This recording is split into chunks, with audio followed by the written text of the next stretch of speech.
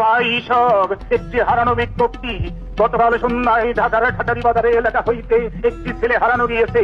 ছেলেটির বয়স 10 বছর, গোলগাল চেহারা, গায়ের রং মাঝামাঝি, সে হাসি দিলে তলু পড়ে বাম গালে, তার পরনে একটি পায়জামা ও গায়ে একটি ফুল শার্ট। উল্লেখ্য তাহার পায়জামা একটি পাটের রশি দিয়ে বান্ধা।